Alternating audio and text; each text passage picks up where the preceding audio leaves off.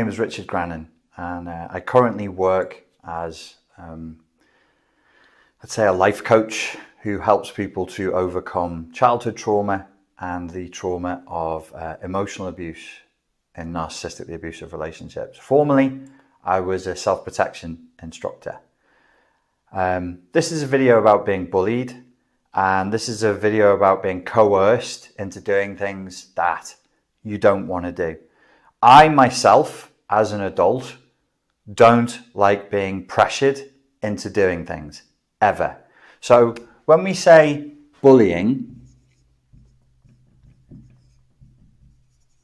this covers a very, very broad spectrum of behaviours. So often we would think about school, we may think about within a household, or you can take it to criminality, like full scale. Somebody pulls out a gun and says, "Give me your money or else I'm going to shoot you." Under these circumstances, in order for this behaviour, bullying or pressuring a person, the person doing the bullying has an end goal. They have an agenda. They may state it, or they may imply it, or they might just say, "Just do as you're told and we'll tell you why later on." So they have an agenda and they apply bullying, which is pressure. At school, this is kids calling each other names, maybe a little bit of physical violence. Within a household, this could be verbal, it could be physical. And when it's criminal, it's right the way up to somebody holding a gun to you and saying, "Do as you're told, or else." So in order for bullying to work and for pressure to be applied to a person to fulfill an agenda, what you can see with all of these circumstances, there's one key element, which is threat. Threat. Now, once we've established that threat is a key element that needs to be used as leverage, the implied message of the threat is, do what I'm telling you to do with my pressure, fulfill my agenda, or else, ... or else. So why do we go along with bullies under any of these circumstances? Well, because of the threat of the or else. So if there's no or else, we won't do it. It's like if a bully tries to bully you, but they're half your size in school, you just go, "No, stop that." If somebody tries to rob you and they forget to show up with a knife or a gun, then you just say, "No, I'm not. Give us your money. I would prefer not to. Have a good day. Goodbye."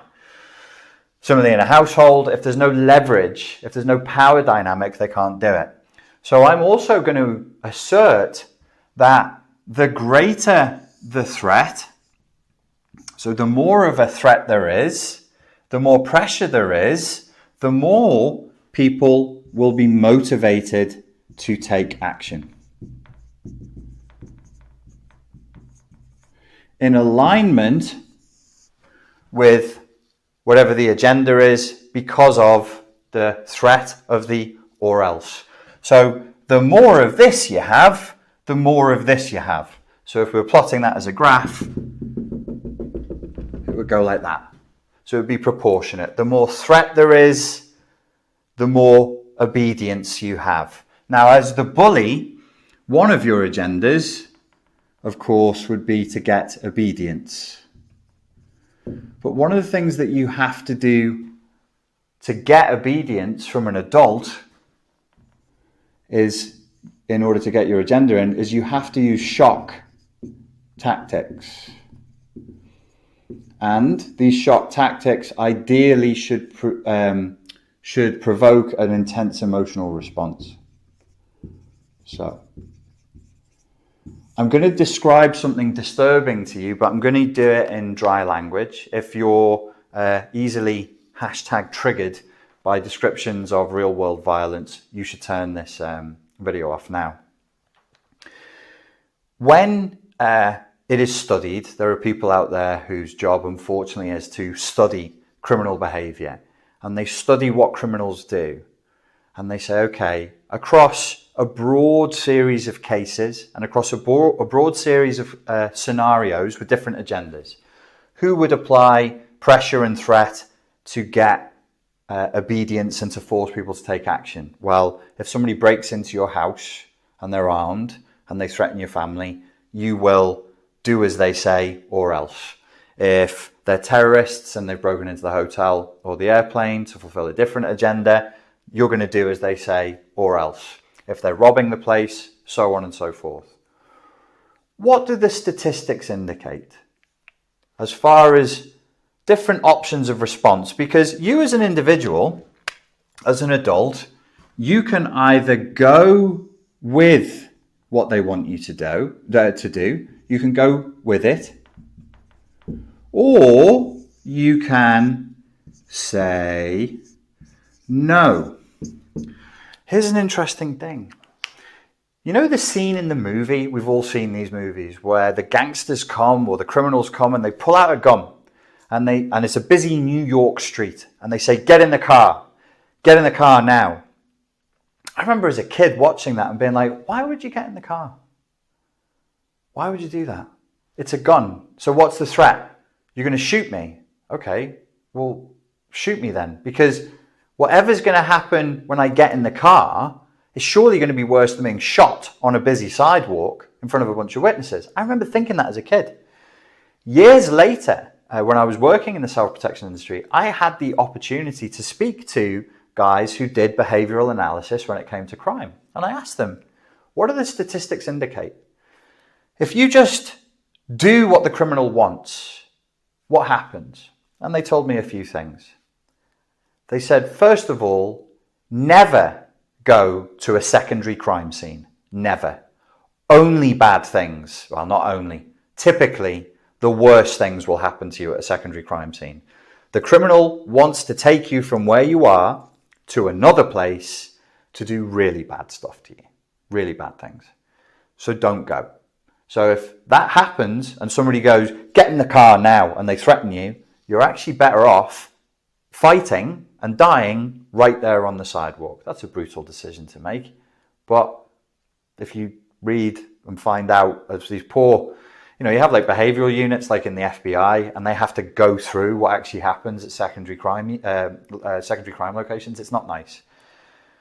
If they're trying to rob you, they come into the bank and they say, do as we say, and they get a chance to tie people up and move them to another room, or if they get into the house and they get a chance and they can tie people up and they can get them to obey, you only have to look at the behavior of serial killers to know what happens next.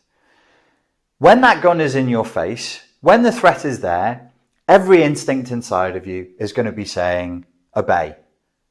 Give them the obedience they want, because the threat is high, you're in shock, you've got a strong emotional response, and you'll be thinking, I'll just do it.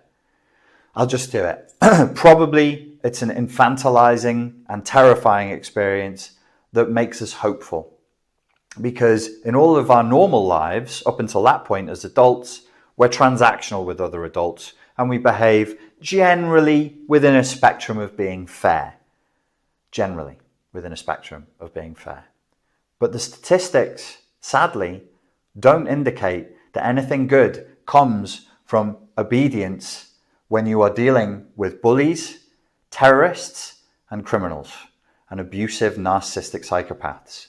If they want to take you to a secondary location, you're probably going to die there, and it's probably going to be a very, very unpleasant death. If they're asking you to put restraints on, there's a chance that they may rob you and leave, but also statistics indicate that it's pretty bad. You don't want to be restrained. If you get the chance to fight, you should fight. If you get the chance to leave, you should leave. That might mean, but you say, well, but they'll shoot you. And I'm saying, without wanting to be too graphic, it's far better than the other options, which I will not fill your head with here. But if you have an imagination, I'm sure you can picture what that might be.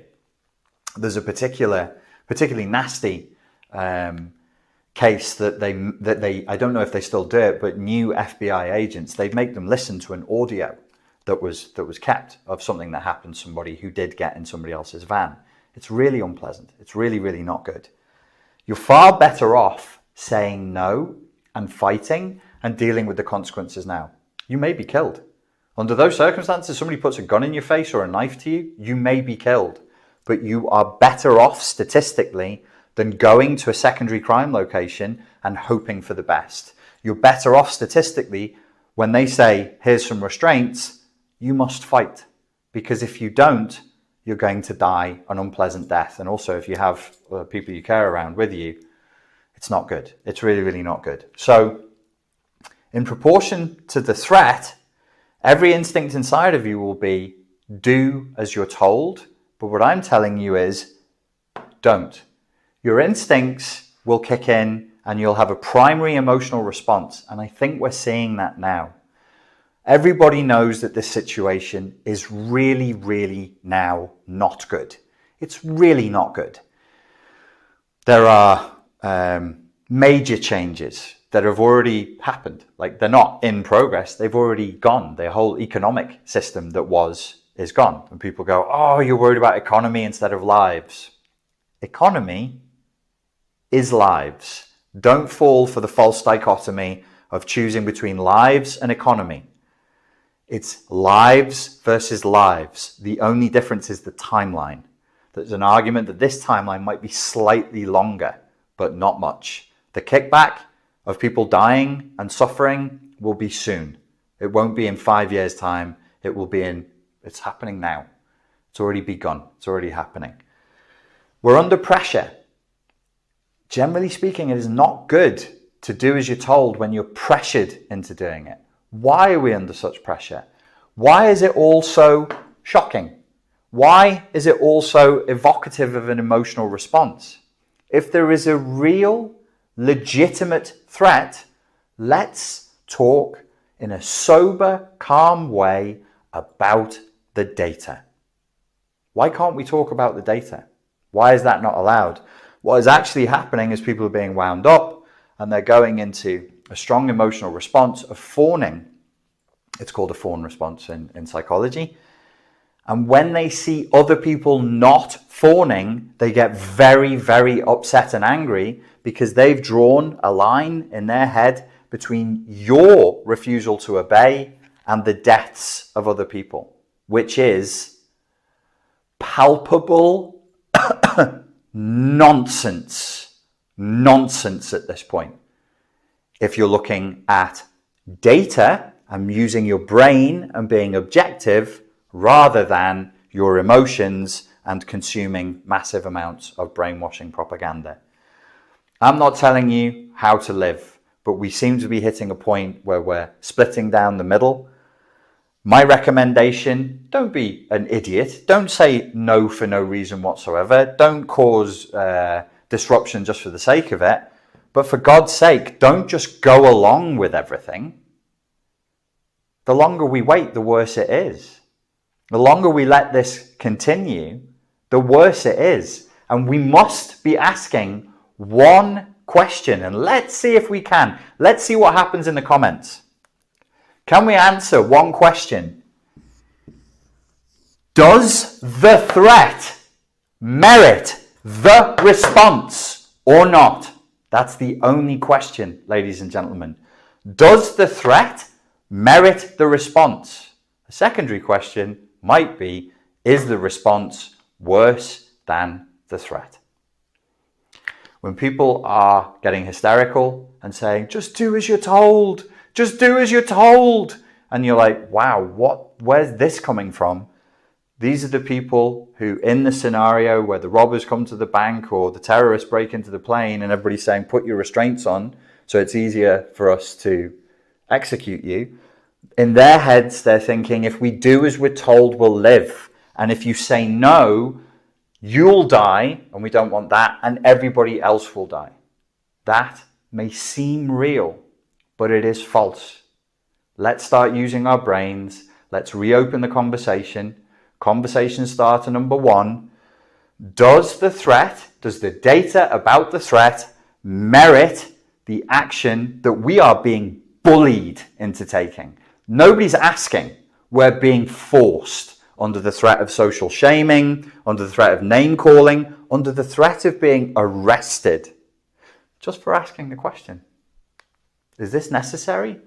And also, does it even help? Is what we're doing even helping? Because if it's not, why the fuck are we doing it?